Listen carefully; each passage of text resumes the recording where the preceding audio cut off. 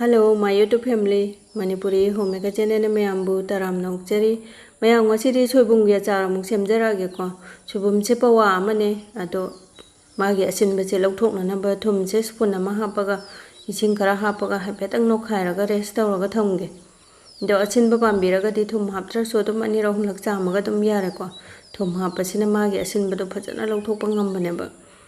Ado sumaina tingi ngasida akhoi achar da hapkadaba maru marang maroi mapang loinamag ready tawraga thammage ko.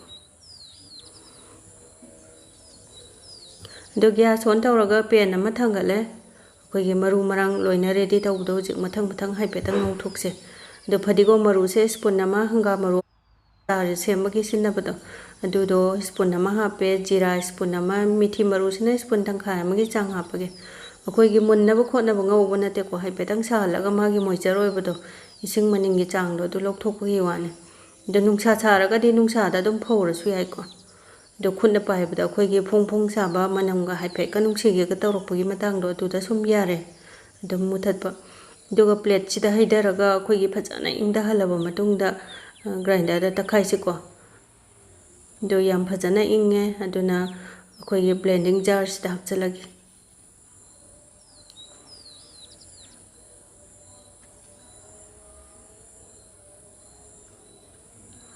Do takhaiba matamda akhoi yam kopna powder dana takhaiba nataba achar gi damakta di khara porap tawna takhaiba na haubani ko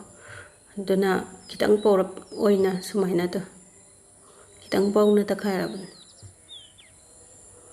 do sura su dum yai su bana hena bo haubani manam nungsibani ko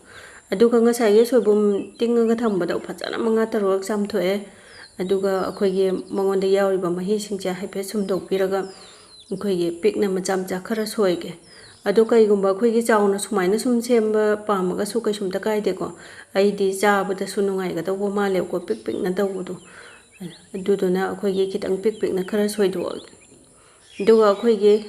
soibum maje heta ariba khope ta yawrambani ko aduna chaba yadaba jingdo phajana khandok piro ngasai hapuro kana poteba do sumaina akhoi jaga jaga heta kakthalage macam do kuppa chauba dum isagi apamani ko ado loire huji ariba kai kai yawbudu su loina lokthokare duna akhoi ge mahi se phana sumdo asungam de ko aduduna ne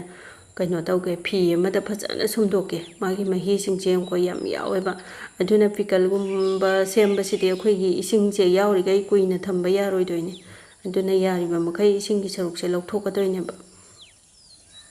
do sumaina phi apaba sana amda sumbana phawani ko ado isagi dum nungai gadaba khunna ni khungde phi sana na ni khungde sumaina dum phajana sumdokpiyo ising je yawdaba manba yawani do summa kanda mayam hama tholai jang do si mayam che ngawraga di yang koina su changni dana do si mayam che yawraga di thuna su pumdoine horen achar sem kanda do sumba ya ba sumdatle mayam chutholai ising je to khuyam jang aduga akhoi ge nungsa dani khangde ai de oven dang ha oina dum ga to tawrage phawrage ngasai ge nungsa ju sa da bani na ne nungsa saraga di nungsa da dum phawra su yai ko amu akhoi ge ising che sumbada yawdraga sune kharaga amu kanghan cheba pulang ni khangde nungai ga daba ama heta da akhoi ge sumaina phajana pa na sandok piraga phawris ko nungsa do yam saraga di akhoi ge tang phawbada dum kangbu ko ne do nungsa sa da bani na ide oven da oina sumaina kangale do yam phajana kange joy ju tare ising je yawdrabati male ko ngasai ge maru marang takhai do tengor amada lokthoga thamgrage aduga sing ne chanam ne khara mu phajana paste na takhai ge ko duga soibum go umrok yam chanai ko aduduna horen manam kitang nungsinaba umrok se ama thakadoine umrok se dum isagi apamba changda dum thakpa yai ko adu chanam ga kaino ga se sing ga se khoi takhai bada nungai na ba macam cha choidoke chanam jina khoi ge maru achauba ama neb ko aduga sing jina khoi ge manau khara chauba ama logjare ado akhoi ge pickle achar di mayang yam khetnai ko mayang gi di maru marang mayam ama hapa ga moi gi manam nungsina ba hok khangde join khangde to ki mate hap khare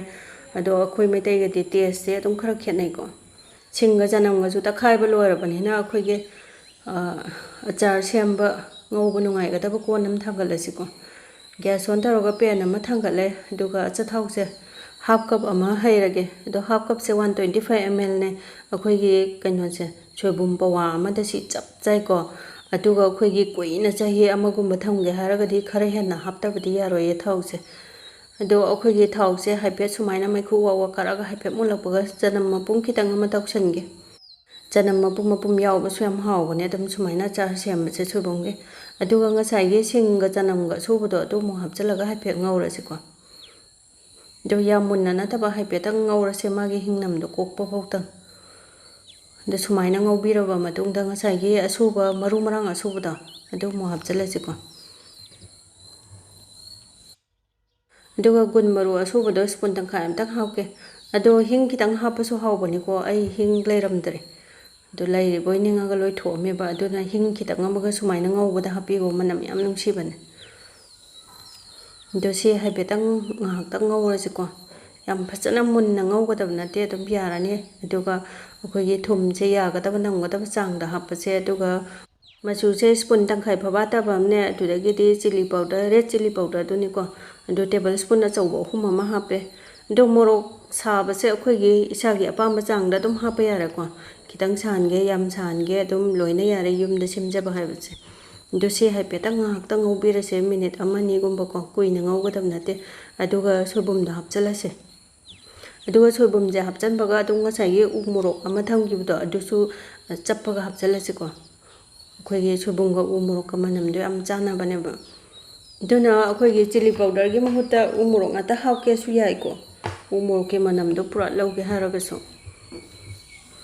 do akhoi gi yang kuina dum ngaudra su yarani soibum je ngasai gi pikne yam pikna kakpanina ko yam thuna sumun bane atoi mathakta yam kuina akhoi gi ngauba yade yam kuina ngauguragadi ngasai gi soibum je su kanjalakadoini dana aduduna ngaktang haipet minute manga bo phate tumaina haipetang ngopiraga yare ko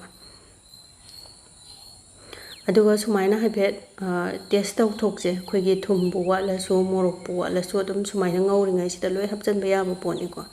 ado khoi sumaina soibum achar pickle sembasde morok thum kitang satak kantak tawbuduna hawbani ko ngasai gi